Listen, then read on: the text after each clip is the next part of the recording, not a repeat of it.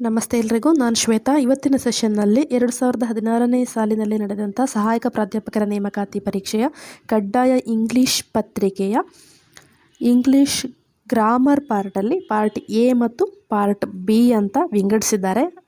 ಇವತ್ತಿನ ಸೆಷನ್ನಲ್ಲಿ ಪಾರ್ಟ್ ಎಯನ್ನು ಬಿಡಿಸುವಂಥ ಪ್ರಯತ್ನವನ್ನು ಮಾಡೋಣ. ಇಲ್ಲಿ ಮೊದಲನೇದಾಗಿ fill in the blanks with appropriate tense form of the verb given in the brackets ಅಂತ ಕೇಳಿದ್ದಾರೆ. fill in the blanks with appropriate tense form of the verb. So ಇಲ್ಲಿ ಹಾಗಾದರೆ ನಾವು ಏನು ಕಂಡು ಹುಡುಕಬೇಕು? ಕೊಟ್ಟಿರುವಂಥ ವರ್ಬಿನ ಟೆನ್ಸ್ ಫಾರ್ಮ್, ಸರಿಯಾದ ಟೆನ್ಸ್ ಫಾರ್ಮನ್ನು ನಾವು ಐಡೆಂಟಿಫೈ ಮಾಡಬೇಕು. ಏನಕ್ಕೆ ಕೊಟ್ಟಿದ್ದಾರೆ ಹಾಗಾದರೆ? ಮೊದಲನೇದಾಗಿ we had an opportunity to visit Australia. ನಮಗೆ ಆಸ್ಟ್ರೇಲಿಯಾಕ್ಕೆ ಭೇಟಿ ನೀಡುವಂಥ ಒಂದು ಅವಕಾಶ ಸಿಕ್ಕಿತ್ತು. We dash in a big ship, ಬ್ರ್ಯಾಕೆಟಲ್ಲಿ ಟ್ರಾವೆಲ್ ಅಂತ ಕೊಟ್ಟಿದ್ದಾರೆ. ನಮಗೆ ಆಸ್ಟ್ರೇಲಿಯಾಕ್ಕೆ ಹೋಗುವಂಥ ಒಂದು ಅವಕಾಶ ಸಿಕ್ಕಿತ್ತು, ನಾವು ಬಿಗ್ ಶಿಪ್ಪಲ್ಲಿ ಹೋಗಿದ್ವು ಅಂತ. ಅರ್ಥ ಆಯ್ತಲ್ವಾ? ಇಲ್ಲಿ ನಾವು ಏನು ಮಾಡಬೇಕು? ಈಗ ಟ್ರಾವೆಲ್ ಅನ್ನುವಂಥ ಪದಕ್ಕೆ ಸರಿಯಾದ ಟೆನ್ಸ್ ಫಾರ್ಮನ್ನು, ಕಾಲವನ್ನು ನಿರ್ಧಾರ ಮಾಡಬೇಕು. ಹಾಗಾದರೆ ಆ ಒಂದು ಪ್ರಶ್ನೆಗೆ ನಾವು ಕರೆಕ್ಟಾಗಿ ಒಂದು ಅಂಕವನ್ನು ಗಳಿಸಲಿಕ್ಕೆ ಸಾಧ್ಯ ಆಗುವಂಥದ್ದು. ನಾವು ಹಾಗಾದರೆ ಇದನ್ನು ಯಾವ ಥರ ಸೊಲ್ಯೂಷನ್ ಮಾಡಬಹುದು ಅಂತ ನೋಡೋಣ. ವಿ ಹ್ಯಾಡ್ ಅನ್ನುವಂಥದ್ದು ಯಾವ ಫಾರ್ಮಲ್ಲಿದೆ ಅಂತ ನಾವು ಮೊದಲು ನೋಡಬೇಕು. ಇದು ಸಿಂಪಲ್ ಪಾಸ್ಟಲ್ಲಿದೆ. ಯಾಕಂತ ಹೇಳಿದ್ರೆ ನಾವು ಆಸ್ಟ್ರೇಲಿಯಾಕ್ಕೆ ಹೋಗಿದ್ದೇವೆ ಅಲ್ವಾ, ಹೋಗ್ಲಿಕ್ಕೆ ಒಂದು ಅವಕಾಶ ನಮಗೆ ಸಿಕ್ಕಿದೆ. We had an opportunity to visit Australia. So ನಾವು ಯಾವುದ್ರಲ್ಲಿ ಹೋಗಿದ್ವಿ? ಯಾವ ಮೂಲಕ, ಯಾವ ಮಾರ್ಗದ ಮೂಲಕ ನಾವು ಹೋಗಿದ್ವಿ? ಶಿಪ್ಪಲ್ಲಿ ಹೋಗಿದ್ವಿ. ಪ್ರಯಾಣ ಮಾಡಿದ್ದು ಶಿಪ್ಪಲ್ಲಿ ನಾವು ಪ್ರಯಾಣ ಮಾಡಿದ್ವಿ ಅಂತ ಆಗಬೇಕು. ಹಾಗಾದರೆ ಟ್ರಾವೆಲ್ ಅನ್ನುವಂಥದ್ದು ಏನಾಗಬೇಕು? ಟ್ರಾವೆಲ್ಡ್ ಅಂತ ಆಗಬೇಕು. ಟ್ರಾವೆಲ್ಡ್, TRAVELLED, ಟ್ರಾವೆಲ್ಡ್ ಅಂದರೆ ಕರೆಕ್ಟ್ ಆಗುತ್ತೆ. ನಾವು ಆಸ್ಟ್ರೇಲಿಯಾಕ್ಕೆ ಹೋಗುವಂಥ ಅವಕಾಶ ನಮಗೆ ಸಿಕ್ಕಿತ್ತು, ನಾವು ಆಸ್ಟ್ರೇಲಿಯಾಕ್ಕೆ ಹೋಗಿ ಬಂದ್ವಿ, ಶಿಪ್ ಮುಖಾಂತರ ಹೋಗಿ ಬಂದ್ವಿ ಅಂತ. ಯಾಕಂದರೆ ಅಲ್ಲಿ ಸಿಂಪಲ್ ಪಾಸ್ಟ್ ಇರೋದ್ರಿಂದ ಇಲ್ಲಿ ಕೂಡ ನಾವು ಪಾಸ್ಟ್ ಟೆನ್ಸನ್ನು ಪ್ರಯೋಗ ಮಾಡಬೇಕಾಗತ್ತೆ. ಇದು ಸಾಮಾನ್ಯವಾಗಿ ನೀವು ಗ್ರಾಮರನ್ನು ಇವಾಗ ಕಲೀಲಿಕ್ಕೆ ಪ್ರಾರಂಭಿಸದಿದ್ದರೂ ಕೂಡ ಸರಳವಾಗಿ ನಾವು ಮಾತನಾಡುವ ಇಂಗ್ಲೀಷಲ್ಲೂ ಕೂಡ ಇದನ್ನು ನಾವು ಅರ್ಥ ಮಾಡ್ಕೊಳ್ಬೋದು. ಇಲ್ಲಿ ಪಾಸ್ಟ್ ಟೆನ್ಸ್ ಇದೆ ಅಂದಾಗ ನಾವು ಇಲ್ಲಿ ಪ್ರೆಸೆಂಟ್ ಟೆನ್ಸನ್ನು ಪ್ರಯೋಗ ಮಾಡಲಿಕ್ಕೆ ಬರೋದಿಲ್ಲ. ವಿ ವರ್ ಟ್ರಾವೆಲಿಂಗ್ ಅಂತ ಯೂಸ್ ಮಾಡಬಹುದು, ವಿ ವರ್ ಟ್ರಾವೆಲಿಂಗ್ ಅಂತ. ಆದರೆ ಹೋಗಿದ್ವಿ ಅಂತ ಹಾಗೂ ಕರೆಕ್ಟ್ ಆಗುತ್ತೆ. ಬಟ್ ಇಲ್ಲಿ ವಿ ಹ್ಯಾಡ್ ಅನ್ ಆಪರ್ಚುನಿಟಿ ಅಂತ ಇರೋದ್ರಿಂದ we travelled in a big ship ಅನ್ನೋದು ಕರೆಕ್ಟ್ ಆದ ಉತ್ತರ. ಇನ್ನು ಎರಡನೆಯ ಪ್ರಶ್ನೆ ನೋಡಿ. His hopes dash fulfilled much earlier than he had expected. ಏನಿದರ ಅರ್ಥ ಅಂತ ನಾವು ಮೊದಲು ತಿಳ್ಕೊಳ್ಬೇಕು. ಅವನ ಬಯಕೆಗಳು, ಹೋಪ್ಸ್, ಭರವಸೆಗಳು, ಏನು ಕನ್ಸ್ಕೊಂಡಿದ್ದ ಅದು ಅವನು ಎಕ್ಸ್ಪೆಕ್ಟ್ ಮಾಡುವ ಮೊದಲೇ ಅದು ಫುಲ್ಫಿಲ್ ಆಗೋಗಿದೆ ಅಂತ ಅರ್ಥ. ಇದು his hopes dash fulfilled much earlier than he had expected ಅಂತ. ನಾವು ಇಲ್ಲಿ ಏನನ್ನು ಕಂಡು ಹುಡುಕಬೇಕು? ಹೋಪ್ಸ್ ಅಂತ ಇದೆ ಇಲ್ಲಿ ಅಲ್ವಾ. ಹೋಪ್ಸ್ ಅವನ ಬಯಕೆಗಳು ಅಂದರೆ ಇದು ಇಲ್ಲಿ ಸಿಂಗ್ಯುಲರ್ ಆಗಿಲ್ಲ. ಬಿ ಫಾರ್ಮ್ ಅಂತ ಬಂದಾಗ ಪಾಸ್ಟ್ ಟೆನ್ಸಲ್ಲಿ ಯಾವುದೆಲ್ಲ ಬರುತ್ತೆ, ಪ್ರೆಸೆಂಟ್ ಟೆನ್ಸಲ್ಲಿ ಯಾವುದೆಲ್ಲ ಬರುತ್ತೆ ಅಂತ ನಮಗೆ ಗೊತ್ತಿರಬೇಕು. ಪ್ರೆಸೆಂಟ್ ಟೆನ್ಸಲ್ಲಿ ಆ್ಯಮ್, ಈಸ್ ಮತ್ತು ಆರ್ ಅಂತ ನಾವು ಪ್ರೆಸೆಂಟ್ ಟೆನ್ಸಲ್ಲಿ ಉಪಯೋಗಿಸಬಹುದು. ಇನ್ನು ಪಾಸ್ಟ್ ಟೆನ್ಸ್ ಬಂದಾಗ ವಾಸ್ ಮತ್ತು ವರ್ ಆಗುತ್ತೆ, WERE ಆಗುತ್ತೆ ಪಾಸ್ಟ್ ಟೆನ್ಸಲ್ಲಿ, ಬಿ ಫಾರ್ಮ್ನ ಪಾಸ್ಟ್ ಟೆನ್ಸ್ಗಳು. ಸೊ ಇಲ್ಲಿ ಅವನ ಬಯಕೆಗಳು, ಎಕ್ಸ್ಪೆಕ್ಟೇಷನ್ ಇರುವ ಮೊದಲೇ ಅದು ಫುಲ್ಫಿಲ್ ಆಗಿದೆ ಅಂತ ಅಂದ್ಕೊಳ್ಳೋದಾಗಿದ್ರೆ ಹಿಸ್ ಹೋಪ್ಸ್ ವರ್ ಅಂತ ಆಗಬೇಕಿಲ್ಲಿ. ಎರಡನೇದಕ್ಕೆ WERE, his hopes var fulfilled much earlier than he had expected weighted ಅಂತ. ಇಲ್ಲಿ ಯಾಕೆ ನಾವಲ್ಲಿ ವಾಸ್ ಬರೆಯುವ ಹಾಗಿಲ್ಲ ಅಂತ ಹೇಳಿದ್ರೆ ಅಲ್ಲಿ ಹೋಪ್ಸ್ ಅಂತ ಇದೆ ಅಲ್ವಾ. ಸೊ ಅದು ಪ್ಲೂರಲ್ ಆಗಿರೋದ್ರಿಂದ ನಾವಿಲ್ಲಿ ವರನ್ನು ಬಳಸಬೇಕಾಗುತ್ತೆ. ಇನ್ನು ಮೂರನೆಯ ಪ್ರಶ್ನೆ, he waited for his friend. He waited for his friend until he dash ಅಂತ ಬ್ರ್ಯಾಕೆಟಲ್ಲಿ ಕಮ್ ಕೊಟ್ಟಿದ್ದಾರೆ. He waited for his friend until he dash ಅಂತ, ಅವನ ಗೆಳೆಯ ಬರುವವರೆಗೂ ಕೂಡ ಕಾದಿದ್ದ. ಹಿ ವೇಟೆಡ್, ಇಲ್ಲಿ ಟೆನ್ಸ್ ನೋಡಬೇಕು ನಾವು, ಪಾಸ್ಟ್ ಟೆನ್ಸಲ್ಲಿದೆ. He waited for his friend until he, come ಇದ್ದದೇನಾಗುತ್ತೆ, ಇದು ಕೂಡ ಪಾಸ್ಟ್ ಟೆನ್ಸ್ ಆಗುತ್ತೆ. ಕೇಮ್ ಆಗುತ್ತೆ, CAME. He waited for his friend until he came ಅಂತ. ಅತ್ಯಂತ ಸರಳವಾಗಿ ಇದನ್ನು ನಾವು ಬಿಡಿಸಬಹುದು. He waited for his friend until he came ಅನ್ನುವಂಥದ್ದು. ಇನ್ನು ಎರಡನೇ ಪ್ರಶ್ನೆಗೆ ಹೋಗೋದಾಗಿದ್ದರೆ, fill in the blanks choosing the right form of verb that agrees with the subject ಅಂತ. ನಾವು ಆನ್ಸರ್ ಬರೆಯುವ ಮೊದಲು ಏನು ಕೇಳಿದ್ದಾರೆ ಅನ್ನೋದನ್ನು ಕರೆಕ್ಟಾಗಿ ತಿಳ್ಕೊಳ್ಬೇಕು. ಇಲ್ಲಿ right form of the verb ಕೇಳಿದ್ದು, ಈ ಹಿಂದೆ ಏನು ಕೇಳಿದ್ರು ಸೆಂಟೆನ್ಸ್ ಅಂದರೆ ಕಾಲ ನಿರ್ಣಯ ಮಾಡಬೇಕಿತ್ತು. ನಾವು ಒಂದು ಸೆಂಟೆನ್ಸನ್ನು ಕೊಟ್ಟಾಗ ಟೆನ್ಸ್ ಫಾರ್ಮನ್ನು ಅದನ್ನು ಐಡೆಂಟಿಫೈ ಮಾಡಬೇಕಿತ್ತು.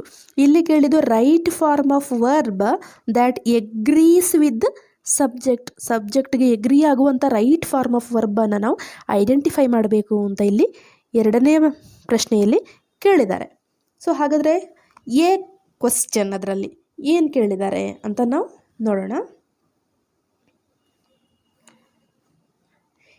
Each of the students dash done his homework ಅಂತ ಕೊಟ್ಟಿದ್ದಾರೆ. Each of the students done his homework, ಬ್ರ್ಯಾಕೆಟಲ್ಲಿ ಹ್ಯಾಸ್ ಮತ್ತು ಹ್ಯಾವ್ ಅಂತ ಕೊಟ್ಟಿದ್ದಾರೆ. ಹ್ಯಾಸ್ ಮತ್ತು ಹ್ಯಾವ್ ಅಂತ ಕೊಟ್ಟಿದ್ದಾರೆ. ಸೊ ನಾವು ಅದನ್ನು ಗಮನಿಸಬೇಕು. ಇಲ್ಲಿ ಈಚ್ ಅನ್ನುವಂಥದ್ದು ಇದೊಂಥರ ಸಿಂಗಲ್ ಅಲ್ವಾ, ಈಚ್ ಅನ್ನುವಂಥದ್ದು ಒಬ್ಬ ಅಂತ ಸೂಚಿಸ್ತದೆ. ಈಚ್ ಆಫ್, ಇಲ್ಲಿ ಎಲ್ಲರೂ ಕೂಡ ಹೋಮ್ವರ್ಕ್ ಮಾಡಿದ್ದಾರೆ, ಪ್ರತಿಯೊಬ್ಬನೂ ಹೋಮ್ವರ್ಕ್ ಮಾಡಿದ್ದಾನೆ, ಎಲ್ಲ ವಿದ್ಯಾರ್ಥಿಗಳಲ್ಲಿ ಪ್ರತಿಯೊಬ್ಬ ವಿದ್ಯಾರ್ಥಿನೂ ಅಲ್ಲಿ ಹೋಮ್ವರ್ಕ್ ಮಾಡಿದ್ದಾನೆ ಅಂತ. ಸೊ ಇಲ್ಲಿ ಹ್ಯಾಸ್ ಮತ್ತು ಹ್ಯಾವನ್ನು ನಾವು ನೋಡುವಾಗ ಯಾವುದು ಸರಿಯಾದದ್ದು ಅಂತ ಗಮನಿಸೋದಾಗಿದ್ದರೆ, each of the students has ಅನ್ನುವಂಥದ್ದು ಸರಿಯಾದ ಉತ್ತರ. Each of the students has done his homework ಅನ್ನುವುದು ಕರೆಕ್ಟ್ ಆಗಿರುವಂಥ ಫಾರ್ಮ್ ಇದು. ಇನ್ನು ಬಿ ಪ್ರಶ್ನೆ, he as well as you dash intelligent. He as well as you, ಅವನು ಹಾಗೆಯೇ ನೀನು ಇಂಟೆಲಿಜೆಂಟ್, ಇಬ್ಬರು ಇಂಟೆಲಿಜೆಂಟ್ಗಳು. ಬ್ರಾಕೆಟಲ್ಲಿ ಕೊಟ್ಟಿದ್ದಾರೆ ಈಸ್ ಆ್ಯಂಡ್ ಆರ್. ಅದರಲ್ಲಿ ನಾವು ಕರೆಕ್ಟಾಗಿ ಅದನ್ನು ಐಡೆಂಟಿಫೈ ಮಾಡಬೇಕು. ಈಸ್ ಕರೆಕ್ಟಾ, ಆರ್ ಕರೆಕ್ಟಾ? ಈಗ ನೀವು ಯೋಚನೆ ಮಾಡಿ, ಇದನ್ನು ಎರಡನ್ನೂ ಪ್ರಯೋಗ ಮಾಡಿ ನೋಡಿ. He as well as you are intelligent ಅಂತ ನಾವು ಅಂದ್ಕೊಳ್ತೇವೆ ಅಲ್ವಾ. ಯು ಇದ್ದ ಕಾರಣ ಅಲ್ಲಿ ಆರ್ ಬರಬೇಕು ಅಂತ ಸಾಮಾನ್ಯವಾಗಿ ನಾವು ಅಂದ್ಕೊಳ್ಳೋದು. ಆದರೆ ಗ್ರಾಮ್ಯಾಟಿಕಲ್ ನೋಡಿದಾಗಲ್ಲಿ ಇದನ್ನು ಒಂಥರ ಇಡಿಮ್ಯಾಟಿಕ್ ಫ್ರೇಸ್ ಅಂತ ಕರೀತಾರೆ. ಇಲ್ಲಿ he as well as you are intelligent ಅಂತ ಬಂದಾಗ ಅದು ತಪ್ಪಾಗುತ್ತೆ. ಕೆಲವೊಂದು ರೇರ್ ಕೇಸ್ಗಳಲ್ಲಿ ಇಂಥ ಸೆಂಟೆನ್ಸನ್ನು ಪ್ರಯೋಗ ಮಾಡ್ತಾರೆ. ಯಾಕಂತ ಹೇಳಿದ್ರೆ ನಮ್ಮಲ್ಲಿ ಇರುವಂಥ ಇಂಗ್ಲೀಷ್ ಜ್ಞಾನ, ಗ್ರಾಮರನ್ನು ನಾವು ಎಷ್ಟು ತಿಳ್ಕೊಂಡಿದ್ದೇವೆ ಅಂತ ಅರ್ಥ ಮಾಡಿಕೊಳ್ಳಿಕ್ಕೆ ಇಂಥ ಸೆಂಟೆನ್ಸ್ಗಳನ್ನು ಅವರು ಕೊಟ್ಟಿರ್ತಾರೆ. ಸೊ ಹಾಗಾಗಿ ನಾವಿಲ್ಲಿ ಸಾಮಾನ್ಯವಾಗಿ ಯು ಬಂದ ತಕ್ಷಣ ಆರ್ ಬರಬೇಕು, ಯು ಆರ್ ಗುಡ್ ಅಂತ ಹೇಳ್ತೀವಿ, ಯು ಆರ್ ರೈಟ್ ಅಂತ ಹೇಳ್ತೀವಿ. ಆದರೆ ಆರೇ ಇರಬೇಕು ಅಂತ ನಾವು ಅಂದ್ಕೊಂಡ್ರೆ ಅಲ್ಲಿ ತಪ್ಪಾಗಬಹುದು. ಅಲ್ಲಿ ಹಿ ಆ್ಯಂಡ್ ಯು ಅಂತ ಬಂದಾಗ ಅಲ್ಲಿ ನಾವು ಆರ್ ಸೇರಿಸಬಹುದಿತ್ತೇನು, ಆದರೆ ಆ್ಯಸ್ ವೆಲ್ ಆ್ಯಸ್ ಅಂತ ಅಲ್ಲಿ ಕೊಟ್ಟಿದ್ದಾರೆ. ಹಿ ಆದಮೇಲೆ ಇನ್ನೊಂದು ನಮಗೆ ಕ್ಲೂ ಏನು ಅಂತ ಹೇಳಿದ್ರೆ ಅಲ್ಲೊಂದು ಕೊಮ ಹಾಕಿದ್ದಾರೆ ಅಲ್ವಾ, ಹಿ ಅಂತ. He as well as you, ಇದಕ್ಕೆ ಸರಿಯಾದ ಉತ್ತರ ಈಸ್ ಆಗಬೇಕು. He as well as you is intelligent ಅನ್ನುವಂಥದ್ದು ಸರಿಯಾದ ವಾಕ್ಯ. ಇನ್ನು ಮೂರನೆಯದು ನೋಡೋಣ. ಡ್ಯೂರಿಂಗ್ ದ ಹಾರ್ವೆಸ್ಟ್ ಟೈಮಲ್ಲಿ during the harvest season farmers dash from morning till evening. Harvest ಸೀಸನ್ನಲ್ಲಿ ರೈತರು ಬೆಳಿಗ್ಗೆಯಿಂದ ಸಂಜೆವರೆಗೂ ಕೂಡ ಕೆಲಸ ಮಾಡ್ತಾರೆ. ಸೊ ಇದಕ್ಕೆ ಸರಿಯಾದ ವರ್ಬ್ ಫಾರ್ಮ್ ಯಾವುದಿರಬಹುದು ಅಂತ ನಾವು ನೋಡೋದಾಗಿದ್ದರೆ, ಒಂದು ಸಣ್ಣ ತಪ್ಪಾಗುತ್ತೆ. ಹೇಗೆ ಅಂತ ಹೇಳಿದರೆ, ಅಲ್ಲಿ ಫಾರ್ಮರ್ಸ್ ಇದೆಯಲ್ವಾ, ಫಾರ್ಮರ್ಸ್ ಇದೆ, ಆದ ಕಾರಣ ಅಲ್ಲಿ ವರ್ಕ್ಸ್ ಆಗ್ಬೋದಲ್ವಾ ಅಂತ ನಾವು ಬ್ಲೈಂಡಾಗಿ ಯೋಚನೆ ಮಾಡದೆ ಅಟೆಂಡ್ ಮಾಡಿದರೆ ಅದು ತಪ್ಪಾಗಬಹುದು ಅಲ್ವಾ. ಸಾಮಾನ್ಯವಾಗಿ ನಾವು ಇದನ್ನು ತಪ್ಪು ಮಾಡ್ತೇವೆ. ಫಾರ್ಮರ್ಸ್ ಇರೋದರಿಂದ ಅಲ್ಲಿ ವರ್ಕ್ಸ್ ಅಂತ ಹಾಕಿದರೆ ತಪ್ಪಾಗುತ್ತೆ. ಹಾಗಾಗಿ ಸರಿಯಾದ ಉತ್ತರ ಇಲ್ಲಿ ವರ್ಕ್ ಆಗಬೇಕು. ಈಗ ನಾವು ಕೆಲವು ಸಂದರ್ಭದಲ್ಲಿ ಹೇಳುತ್ತೇವೆ, ಫರ್ನಿಚರ್ ಅಂತ ಹೇಳಿದಾಗ ಕುರ್ಚಿ, ಮೇಜು ಎಲ್ಲವೂ ಬರ್ತದೆ ಅಲ್ಲಿ. ಫರ್ನಿಚರ್ ಅಂತ ನಾವು ಕಲೆಕ್ಟಿವ್ ಆಗಿ ನಾವು ಹೇಳ್ತೇವೆ ಅಲ್ವಾ. ಆದರೆ ನಾವು ಬೇರೆ ಬೇರೆ ಭಾಷೆಯಲ್ಲಿ, ಇವನ್ ಕನ್ನಡದಲ್ಲೂ ಹೇಳುವಾಗ ನಾವು ಅದನ್ನು ಸಪ್ರೇಟಾಗಿ ಹೇಳ್ತೇವೆ. ಆದ ಕಾರಣ ಇಲ್ಲಿ ಫಾರ್ಮರ್ಸ್ ರೈತರು ಬಂದಾಗ ವರ್ಕ್ಸ್ ಅಂತ ಬಂದರೆ ಅದು ಪ್ಲೂರಲ್ ಅಲ್ಲಿ ಆಗೋದಿಲ್ಲ. ಎಲ್ಲ ಸೇರಿದಾಗ ಒಂದು ಕಲೆಕ್ಟಿವ್ ಆಗಿ ನಾವು ಅದನ್ನು ವರ್ಕ್ಸ್ ಅಂತ ಅಲ್ಲಿ ಹೇಳಲಿಕ್ಕೆ ಸಾಧ್ಯ ಇಲ್ಲ. ಬದಲಾಗಿ ಅಲ್ಲಿ ವರ್ಕ್ ಅನ್ನೋದು ಮಾತ್ರ ಕರೆಕ್ಟ್. ಫಾರ್ಮರ್ಸ್ ಅಂತ ರೈತರು ಅಂತ ಅಲ್ಲೇ ಇರೋದ್ರಿಂದ ಮತ್ತೊಮ್ಮೆ ನೀವು ಅದನ್ನು ವರ್ಕ್ಸ್ ಅಂತ ಬರೆದು ಅಲ್ಲಿ ತಪ್ಪು ಮಾಡುವ ಅಗತ್ಯ ಬೇಡ. ಬದಲಾಗಿ ಫಾರ್ಮರ್ಸ್ ಬಂದಮೇಲೆ ವರ್ಕ್, ಕೆಲಸ ಮಾಡ್ತಾರೆ ಅಂತ ಅಷ್ಟೇ ಆಗಬೇಕು. ವರ್ಕ್ಸ್ ಅಂತಾದರೆ ಏನು ಆಗುತ್ತೆ, during the harvest season farmers works from morning till evening. ರೈತರು ಹಾರ್ವೆಸ್ಟ್ ಸೀಸನ್ನಲ್ಲಿ ಕೆಲಸಗಳನ್ನು ಅಂತ ಬರುತ್ತೆ. ಕೆಲಸಗಳನ್ನು ಅಂತ ನಾವು ಬಳಸೋದಿಲ್ಲ. ಕೆಲಸ, ರೈತರು ಕೆಲಸ ಮಾಡ್ತಾರೆ ಅಂತ ಹೇಳ್ತೀವಿ ಅಲ್ವಾ. ರೈತರು ಕೆಲಸಗಳನ್ನು ಮಾಡುತ್ತಾರೆ ಅಂತ ನಾವು ಹೇಳೋದಿಲ್ಲ, ತಪ್ಪಾಗುತ್ತೆ ಅದು. ಸೊ ಹಾಗಾಗಿ ಇಲ್ಲಿ ಸರಿಯಾದ ಉತ್ತರ ವರ್ಕ್ ಅನ್ನೋದು ಸರಿಯಾದ ಉತ್ತರ.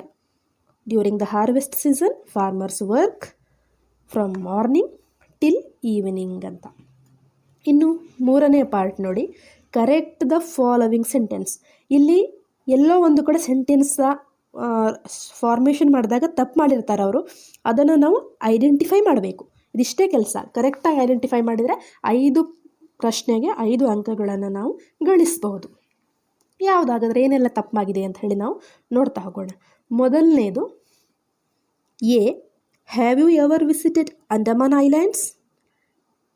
ನೀವು ಯಾವಾಗಾದರೂ ಅಂಡಮಾನ್ ಐಲ್ಯಾಂಡ್ಗೆ ಭೇಟಿ ಕೊಟ್ಟಿದ್ದೀರಾ? ನೀನು ಯಾವತ್ತಾದರೂ ಅಂಡಮಾನ್ ಐಲ್ಯಾಂಡ್ಸ್ಗೆ ಹೋಗಿದ್ಯಾ ಅಂತ. ಇಲ್ಲಿ ಏನು ತಪ್ಪಾಗಿದೆ? ಮೇಲ್ನೋಟಕ್ಕೆ ನೋಡಿದಾಗ ಇದು ಸರಿ ಅಂತ ಅನ್ನಿಸ್ತದೆ ನಮಗೆ. ಇಲ್ಲಿ ಅಂಥದ್ದು ಕಾಣೋದಿಲ್ಲ. Have you ever visited Andaman islands ಅಂತ ಅಲ್ವಾ. ಇಲ್ಲಿ ಕ್ಲೂ ಏನು ಅಂತ ಹೇಳಿದರೆ, ಈ ಐಲ್ಯಾಂಡ್ಸ್ ಅನ್ನೋ ಪದವನ್ನು ನೀವು ಗಮನಿಸಿ. ಐಲ್ಯಾಂಡ್ಸ್ ಅಂದರೆ ದ್ವೀಪಗಳು ಅಂತ ಕೊಟ್ಟಿದ್ದಾರೆ. ಇದರಿಂದ ನಾವು ಹೇಗೆ ಆನ್ಸರನ್ನು ಐಡೆಂಟಿಫೈ ಮಾಡೋದು ಅಂತ ನೀವು ಅಂದ್ಕೊಳ್ಬೋದು. Have you ever visited? Islands ಅನ್ನೋದು ಒಂದು ಗುಂಪು ಅಲ್ವಾ. ಅಲ್ಲಿ ದ್ವೀಪ ಅಂತ ಅಲ್ಲ, 100 ದ್ವೀಪಗಳನ್ನು ಸೇರಿ ಅಲ್ಲಿ ಅಂಡಮಾನ್ ಐಲ್ಯಾಂಡ್ಸ್ ಅಂತ ಆಗಿರೋದು ಅಲ್ವಾ. ಸೊ ಹಾಗಾಗಿ ಇಲ್ಲಿ ಡೆಫಿನೆಟ್ ಆರ್ಟಿಕಲನ್ನು ನಾವು ಪ್ರಯೋಗ ಮಾಡಬೇಕು. ಡೆಫಿನೆಟ್ ಅಂದರೆ ದ ಅನ್ನು ಪ್ರಯೋಗ ಮಾಡಬೇಕು. ಆಗ ಉತ್ತರ ಕರೆಕ್ಟ್ ಆಗುತ್ತೆ. ಇದು ಎಲ್ಲಿ ಸೇರಿಸಬೇಕು ದ ಅಂತ ಹೇಳಿದರೆ, have you ever visited the Andaman ಅಥವಾ ದಿ ಅಂತಲೂ ಹೇಳ್ಬೋದು ಅದನ್ನು. Have you ever visited the Andaman islands ಅಂತ. ದ ಪರ್ಟಿಕ್ಯುಲರ್ ಆಗಿ ಅವರು ಅದನ್ನೇ ಕೇಳಿರೋದಲ್ವ, ನೀವು ಅಲ್ಲಿಗೆ ಹೋಗಿದ್ದೀರಾ ಅಂಡಮಾನ್ಗೆ ಅಂತ ಹೇಳಿದಾಗ ಅಲ್ಲಿ ಡೆಫಿನೆಟ್ ಆರ್ಟಿಕಲನ್ನು ನಾವು ಪ್ರಯೋಗ ಮಾಡಿದರೆ ಉತ್ತರ ಸರಿಯಾಗುತ್ತೆ. ಇನ್ನು ಬಿ ನೋಡಿ, I read A interesting story yesterday. ನಾವು ಅದನ್ನು ರೀಡ್ ಅಂತ ಓದೋದಲ್ಲ, ಯಾಕಂದರೆ ಅದು ನಿನ್ನೆ ಅವನು ಓದಿದ್ದು, ಪಾಸ್ಟ್ ಟೆನ್ಸ್ ಅದು. I read A interesting story yesterday. ಇಲ್ಲಿ ಏನು ತಪ್ಪಾಗಿದೆ? ನಾನು ನಿನ್ನೆ ಒಂದು ಆಸಕ್ತಿಯನ್ನು ಹುಟ್ಟಿಸುವಂಥ ಒಂದು ಕಥೆಯನ್ನು ನಿನ್ನೆ ನಾನು ಓದಿದ್ದೇನೆ. ಇವತ್ತು ಹೇಳ್ತಾ ಇದ್ದೇನೆ ನಾನು ಅದನ್ನು. ನಿನ್ನೆ ನಾನು ಇಂಟ್ರೆಸ್ಟಿಂಗ್ ಆಗಿರುವ ಕಥೆಯನ್ನು ಓದಿದ್ದೇನೆ. ಇಲ್ಲಿ ಏನು ತಪ್ಪಿದೆ? ಇಂಟರೆಸ್ಟಿಂಗ್ ಅನ್ನುವ ಪದವನ್ನು ನೀವು ಗಮನಿಸಿದರೆ, ಇಂಟರೆಸ್ಟಿಂಗ್ ಅನ್ನುವಂಥ ಒಂದು ಪದವನ್ನು ಗಮನಿಸಿದರೆ ಎ ಇಂಟರೆಸ್ಟಿಂಗ್ ಅಂತ ಅಲ್ಲದು, ಅಲ್ಲಿ ತಪ್ಪಾಗಿದೆ. I read an interesting, vowel sound ಬರಬೇಕು ಅಲ್ವಾ, ಐ ಇರೋದ್ರಿಂದ. ಸೊ ಹಾಗಾಗಿ I read an interesting story yesterday ಅಂತ ಬರೆದ್ರೆ ಆ ವಾಕ್ಯ ಕರೆಕ್ಟ್ ಆಗುತ್ತೆ. ಸೊ ಹಾಗಾಗಿ I read an interesting story yesterday ಅನ್ನೋದು ಸರಿಯಾದ ಉತ್ತರ. ಇನ್ನು ಮೂರನೇದು ನೋಡಿ, he insists me to do it. He insist me to do it. ಅವನು ನನಗೆ ಹೇಳ್ತಾ ಇದ್ದಾನೆ ಅಥವಾ ನನ್ನಿಂದ ಬಯಸ್ತಾ ಇದ್ದಾನೆ ಈ ಕೆಲಸವನ್ನು ಮಾಡಬೇಕು. ಏನೋ ಒಂದು ಕಾರ್ಯ ಇದೆ ಅಲ್ಲಿ, ಹಿ ಇನ್ಸಿಸ್ಟ್, ನನ್ನನ್ನು ಅವನು ಹೇಳ್ತಾ ಇದ್ದಾನೆ ಮಾಡಬೇಕು ಅಂತ. ಇಲ್ಲಿ ಏನು ತಪ್ಪಿದೆ? He insist me to do it. ಯಾವುದನ್ನು ಅಲ್ವಾ? ಅಲ್ಲಿ ಏನು ತಪ್ಪಾಗಿದೆ? ಅಲ್ಲಿ ವರ್ಬ್ನ ಜೊತೆಗೆ ಕ್ರಿಯೆ ಆಗುವಂಥದ್ರ ಜೊತೆಗೆ ಪ್ರಿಪೋಸಿಷನ್ ಮತ್ತು ING ಫಾರ್ಮಲ್ಲಿ ಬಿಟ್ಟಿದ್ದಾರೆ ಅವರು. ಸೊ ಹಾಗಾಗಿ ಸರಿಯಾಗಿ ಇದನ್ನು ನಾವು ಬರಿಬೇಕು ಅಂತ ಹೇಳಿದರೆ he insist me on doing it ಅಂತಾಗುತ್ತೆ. On doing it, on doing it ಅಂತ ಬರೆದಾಗ ವಾಕ್ಯ ಸರಿಯಾಗುತ್ತೆ. ಅದು he insist me on doing it. ಅವನು ನನ್ನಿಂದ ಈ ಕೆಲಸವನ್ನು ಮಾಡಬೇಕು ಅಂತ, ನನ್ನಿಂದ ಆಗಬೇಕು ಅಂತ ಅವನು ಹೇಳ್ತಾ ಇದ್ದಾನೆ ಅಂತ ಅರ್ಥ ಅದರದ್ದು. ಇನ್ನು ಡೀಪ್ ನೋಡಿ, the prisoner was accused for murder. Murder ಮಾಡಿದ್ದಕ್ಕೆ, ಕೊಲೆ ಮಾಡಿದ್ದಕ್ಕೆ ಅವನನ್ನು ತಪ್ಪಿತಸ್ಥ ಅಂತ, ಪ್ರಿಸನರನ್ನು, ಖೈದಿಯನ್ನು ಹೇಳ್ತಾರೆ ತಪ್ಪಿತಸ್ಥ ಅಂತ, ಮರ್ಡರ್ ಮಾಡಿದ್ಯಾ ಅಂತ. ಇಲ್ಲಿ ಏನು ತಪ್ಪಿದೆ? The prisoner was accused of murder ಅಂತ ಆಗಬೇಕಲ್ಲಿ. ವರ್ಬ್, ಅದರ ಜೊತೆಗೆ ಆಬ್ಜೆಕ್ಟು, ಪ್ರಿಪೋಸಿಷನ್ ಮತ್ತು ING ಫಾರ್ಮ್ ನಾವು ಎಲ್ಲೆಲ್ಲಿ ಯೂಸ್ ಮಾಡಬೇಕು ಅಂತ ನಮಗೆ ಕರೆಕ್ಟಾಗಿ ಗೊತ್ತಿದ್ದರೆ ನಮ್ಮಿಂದ ಚಿಕ್ಕ ಚಿಕ್ಕ ತಪ್ಪುಗಳನ್ನು ಆಗುವುದನ್ನು ನಾವು ತಪ್ಪಿಸ್ಬೋದು. ಇಲ್ಲಿ ಫಾರ್ ಅಲ್ಲ, ಆಫ್ ಅದು. ಆಗ ಅದು ಪ್ರಶ್ನೆ ಅವರು ಕೊಟ್ಟಿರುವಂಥದ್ದು ಸೆಂಟೆನ್ಸ್ ಕರೆಕ್ಟ್ ಆಗುತ್ತೆ. ಇದನ್ನು ನೋಡಿಬೇಕು. ನೋಡಿ, the prisoner was accused of murder. Prisoner was accused of murder ಅಂತ ಈ ಸೆಂಟೆನ್ಸನ್ನು ಓದುವಾಗಲೇ ಗೊತ್ತಾಗುತ್ತೆ ನಮಗೆ ಎಲ್ಲಿ ತಪ್ಪಿದೆ ಅಂತ. ಅದು prisoner was accused for murder ಅಂತ ಹೇಳುವಾಗಲೇ ನಮಗೆ ಇಂಗ್ಲೀಷ್ ನಾಲೆಜ್ ಇಲ್ಲದಿದ್ದರೂ ಕೂಡ ಫಾರ್ ಮರ್ಡರ್ ಅಂದರೆ ಎಂತ, ಇದು ಸರಿ ಇಲ್ವಲ್ಲ ಅಂತ ನಮಗೆ ಗೊತ್ತಾಗುತ್ತೆ. ಅದಕ್ಕೆ ನಾವು ಜಾಸ್ತಿ ಅಟ್ಲೀಸ್ಟ್ ನ್ಯೂಸ್ ಪೇಪರ್ಗಳನ್ನೆಲ್ಲ ಅವಾಗವಾಗ ಮೇಲೆ ನೋಡ್ತಾ ಹೋದರೆ ವಾಕ್ಯಗಳು ಹೇಗಿದೆ ಅನ್ನೋದು ನಮಗೆ ಗೊತ್ತಾಗುತ್ತೆ. ಇನ್ನು ಈ ಪ್ರಶ್ನೆ ನೋಡಿ, suppose if you fail don't lose heart. ನೀನು ಫೇಲ್ ಆದರೆ, ಒಂದು ವೇಳೆ ನೀನು ಫೇಲ್ ಆದರೆ ಯಾವುದೇ ಕಾರಣಕ್ಕೂ ನೀನು ನಿರಾಶನಾಗಬೇಡ, ಬೇಜಾರು ಮಾಡ್ಕೊಳ್ಬೇಡ ಅಂತ ಇದೆ. ಇಲ್ಲಿ ಏನು ತಪ್ಪಿದೆ? ಡೋಂಟ್ ಲಾಸ್ ಹಾರ್ಟ್ ಕರೆಕ್ಟ್ ಇದೆ ಇದು. ಸಪೋಸ್ ಇಫ್ ಯು ಫೇಲ್, ಇಲ್ಲಿ ಏನೋ ಒಂಥರ ನಮಗೆ ಗಲಿಬಿಲಿ ಅನಿಸುತ್ತೆ. ಸೆಂಟೆನ್ಸ್ ಓದುವಾಗಲೇ ಗೊತ್ತಾಗುತ್ತೆ ಇಲ್ಲೇ ತಪ್ಪಿದೆ ಅಂತ. ಸಪೋಸ್ ಇಫ್ ಯು ಫೇಲ್ ಅಂತ ಇದೆ. ಯಾವ ರೀತಿ ಸರಿ ಮಾಡ್ಕೊಳ್ಬೋದು? ಎರಡೆರಡು ಸಲ ಓದಿ ನೋಡಿ. If you fail don't lose heart. Suppose if you fail don't lose heart. ಏನು ತಪ್ಪಿದೆ ಇಲ್ಲಿ ಅಂತ ಹೇಳಿದರೆ, ಈ ಸಪೋಸ್ ಮತ್ತು ಇಫ್ ಇದೆಯಲ್ಲ, ಇದು ಎರಡರ ಅರ್ಥ ಕೂಡ ಒಂದೇ. ಸಪೋಸ್ ಒಂದು ವೇಳೆ, ಇಫ್ ಒಂದು ವೇಳೆ ಅಂತಲೇ ಆಗುತ್ತೆ. ಎರಡು ಒಂದು ವೇಳೆ ಯಾಕೆ ಬರಬೇಕಲ್ವ? ಯಾವ್ದಾದ್ರು ಒಂದನ್ನು ಅಲ್ಲಿ ಹೊಡಿಬೇಕು. ಸಪೋಸ್ ಬೇಕಾದರೂ ಹೊಡೀರಿ, ಇಫ್ ಬೇಕಾದರೂ ಹೊಡೀರಿ, ಯಾವುದನ್ನಾದರೂ ಒಂದನ್ನು ಉಳಿಸ್ಕೊಳ್ಳಿ. Suppose you feel don't lose heart, ಅಥವಾ if you feel don't lose heart. ಇದಿಷ್ಟೇ ಹಾಕಿದರೆ ಸಾಕು, ನಿಮ್ಮ ಆನ್ಸರ್ ಕರೆಕ್ಟ್ ಆಗುತ್ತೆ. ಇನ್ನು ನೆಕ್ಸ್ಟ್ 4ನೇ ಮೈನ್ ಕ್ವಶನ್ಗೆ ಹೋಗೋದಾಗಿದ್ದರೆ, ರಿರೈಟ್ ಆ್ಯಸ್ ಡೈರೆಕ್ಟೆಡ್. ಅವ್ರು ಏನು ಹೇಳಿದಾರೆ ಅದೇ ಥರ ನಾವು ಪುನಃ ಅದನ್ನು ಬರಿಬೇಕಂತೆ. ಸೊ ಇಲ್ಲಿ 4 ಅಂಕಗಳನ್ನು ಇದಕ್ಕೆ ಮೀಸಲಾಗಿಟ್ಟಿದ್ದಾರೆ. ಏನೆಲ್ಲ ಕೊಟ್ಟಿದ್ದಾರೆ? ಒಂದನೇದು, world heart day is celebrated on 24th September. September 24 ವಿಶ್ವದ ಹೃದಯ ದಿನ ಅಂಥೇಳಿ ಆಚರಣೆ ಮಾಡಲಾಗುತ್ತೆ. ಸೊ ಏನು ಕ್ವಶನ್ ಕೇಳಿದ್ದಾರೆ ಅವರು? ಡೈರೆಕ್ಷನ್ ಕೊಟ್ಟಿದ್ದಾರೆ. Frame a WH question to get underlined words as answer. Underline ಹಾಕಿದಂತಹ ಸೆಂಟೆನ್ಸ್ ಅಥವಾ ಶಬ್ದಗಳನ್ನು ನಾವು ಉತ್ತರ ಬರುವ ಹಾಗೆ ಪ್ರಶ್ನೆಯನ್ನು ಫ್ರೇಮ್ ಮಾಡಬೇಕು. WH ಕ್ವಶನನ್ನು ಫ್ರೇಮ್ ಮಾಡಬೇಕು. ವೆನ್ ಕೂಡ ಮಾಡಬಹುದು, ವೇರ್ ಕೂಡ ಮಾಡಬಹುದು, ವಿಚ್ ಕೂಡ ಮಾಡಬಹುದು, ಅಲ್ವಾ? ಆದರೆ ಸರಿಯಾದ್ದು ಯಾವುದು, ಇದಕ್ಕೆ ರೈಟ್ ಫಾರ್ಮ್ ಯಾವುದು WH ಕ್ವಶನಲ್ಲಿ ಅಂತ ನಾವು ಇದನ್ನು ನೋಡಬೇಕು. 24ನೇ ಸೆಪ್ಟೆಂಬರ್ ಅನ್ನೋದು ಉತ್ತರವಾಗಿ ಬರಬೇಕು. ಸೊ ಹಾಗಾದರೆ ಅಲ್ಲಿ ಸಮಯವನ್ನು ಕೇಳಿರೋದ್ರಿಂದ ನಮಗಲ್ಲಿ ಬೇಕಾಗಿರೋದು ವೆನ್ ಫಾರ್ಮ್. ವೆನ್ ಅಂತ ಹಾಕಬೇಕು ನಾವು, ಅಲ್ಲಿ ಸಮಯ ಇರೋದ್ರಿಂದ. ಈಗ ವೇರ್ ಅಂತ ಕೇಳಿದ್ರೆ ಏನಾಗಿತ್ತು, ಅದನ್ನು ಜಾಗದ ಹೆಸರು, ಪ್ಲೇಸ್, ಎಲ್ಲಾಯಿತು, ಎಲ್ಲಿ ಆಚರಿಸಿದ್ರು ವರ್ಲ್ಡ್ ಹಾರ್ಟ್ ಡೇಯನ್ನು ಅಂತ ಬಂದರೆ ವೇರ್ ಸೇರಿಸ್ಬೋದು ಅಲ್ವಾ? ಸೊ ವಿಚ್ ಅಂತ ಹೇಳಿದರೆ ಯಾವುದು ಅಂತ ಕೇಳಿದರೆ ನಾವು ಅಲ್ಲಿ ವಿಚ್ ಬಳಸಬೇಕು. ಇಲ್ಲಿ ಯಾವುದು ಅಂತ ಕೇಳಲಿಲ್ಲ, ಯಾವಾಗ ಅಂತ ಕೇಳಿದ್ದಾರೆ. ವರ್ಲ್ಡ್ ಹಾರ್ಟ್ ಡೇ ಯಾವಾಗ ಆಚರಣೆ ಮಾಡಲಾಗುತ್ತೆ ಅಂತ. ಸೊ ಅದಕ್ಕೆ ಸರಿಯಾದ ಉತ್ತರ when. When is world heart day is celebrated. When is world heart day is celebrated ಅಂತ ಕ್ವಶನ್ ಕೇಳಿದಾಗ world heart day is celebrated on 24th September ಅಂತ ಆನ್ಸರ್ ಬರುತ್ತೆ. 1 ಮಾರ್ಕಲ್ಲೇ ಸಿಕ್ತು ನಿಮಗೆ. ಇನ್ನು ಎರಡನೆಯದು ನೋಡಿ, they play games for the sake of money. They play games for the sake of money. ಹಣಕ್ಕೋಸ್ಕರ ಅವರು ಗೇಮ್ಸನ್ನು ಆಡ್ತಾರೆ. Frame a question beginning with the right form of do. Do, did, does ಅಲ್ವಾ? ಡೂ ಫಾರ್ಮಲ್ಲಿ ಬರುತ್ತೆ. ಸೊ ಅದನ್ನು do ಫಾರ್ಮನ್ನು ನಾವು ಹಾಕಿ, ಇಲ್ಲಿ ಡೈರೆಕ್ಟಾಗಿ ಕೇಳಿದ್ದಾರೆ ಡೂ ಇಂದಲೇ ಶುರು ಮಾಡಿ ಅಂತ. Frame a question beginning with the right form of do ಅಂತ. ಡೂ ಇಂದ ಶುರುವಾಗಬೇಕಂತೆ. ಕ್ವೆಶ್ಚನ್ ಥರ ಅದು ಆಗಬೇಕು. ಕ್ವೆಶ್ಚನ್ ಫ್ರೇಮ್ ಮಾಡಬೇಕು ನಾವು. ಹೇಗೆ ಫ್ರೇಮ್ ಮಾಡ್ಬೋದು? ಅಲ್ಲಿ ಡೂ ಅನ್ನು ಸೇರಿಸೋದ್ರಿಂದ. ಎಷ್ಟು ಸುಲಭ ಇದೆ ನೋಡಿ, ಇದು ಏನೂ ಚೇಂಜ್ ಮಾಡಬೇಕಾಗಿಲ್ಲ. Do they play games for the sake of money. Do they play games for the sake of money ಅಲ್ವಾ? ಈಗ ಸಿ ಪ್ರಶ್ನೆಯನ್ನು ನೋಡೋಣ. Rohan is a good boy. Rohan ಒಳ್ಳೆ ಹುಡುಗ. Rohan is a good boy. Add a suitable question tag in the blank. ಖಾಲಿ ಬಿಟ್ಟ ಸ್ಥಳದಲ್ಲಿ question ಟ್ಯಾಗನ್ನು ನಾವು ಹಾಕಬೇಕು.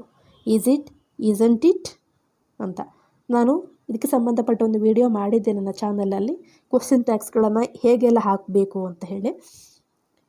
Rohan is a good bye.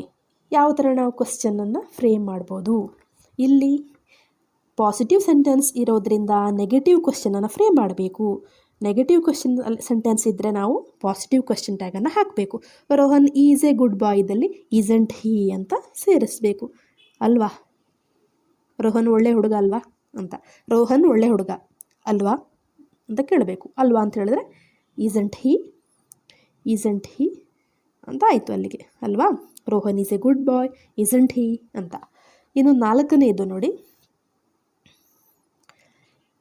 The young man made a disturbance at the meeting. The young man made a disturbance at the meeting. Directions ಕೊಟ್ಟಿದ್ದಾರೆ. Rewrite the sentence beginning with a disturbance. A ಡಿಸ್ಟರ್ಬೆನ್ಸಿಂದ ನಾವು ಶುರು ಮಾಡಬೇಕಂತೆ. ಮತ್ತು ಅಗತ್ಯವಾಗಿ ನಾವು ಬೇಕಾದ ಬದಲಾವಣೆಗಳನ್ನು ನಾವು ಮಾಡಬಹುದು, ಆದರೆ ಸೆಂಟೆನ್ಸ್ ಶುರುವಾಗಬೇಕು ಎ ಡಿಸ್ಟರ್ಬೆನ್ಸಿಂದ. ಸೊ ನಮಗೆ ಆ್ಯಕ್ಟಿವ್ ವಾಯ್ಸ್, ಪ್ಯಾಸಿವ್ ವಾಯ್ಸ್ ಹೇಗೆ ಏನು ಅಂತ ಅದರ ಬಗ್ಗೆ ನಮಗೆ ಅರಿವಿದ್ದರೆ ನಾವು ಇದನ್ನು ಬದಲಾವಣೆ ಮಾಡಬಹುದು, ಅತಿ ಸುಲಭವಾಗಿ ಬದಲಾವಣೆಯನ್ನು ಮಾಡಬಹುದು. ಹೇಗೆ ಶುರು ಮಾಡಬಹುದು? The Young man made a disturbance at the meeting.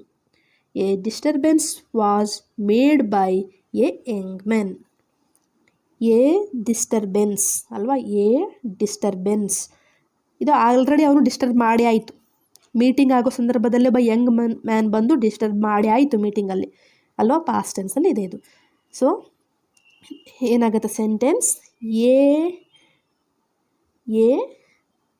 Disturbance ಅನ್ನುವಂಥದ್ದು ನಾವು ಫಸ್ಟಿಗೆ ಅದನ್ನು ಸೇರಿಸ್ಕೊಳ್ಬೇಕು ಅಲ್ವಾ? ಎ ಡಿಸ್ಟರ್ಬೆನ್ಸ್ ಅಂತ. A disturbance was made by a young men ಅಂತ. A disturbance was made by, ಇಲ್ಲೇ ಇದೆ ಅಲ್ವಾ?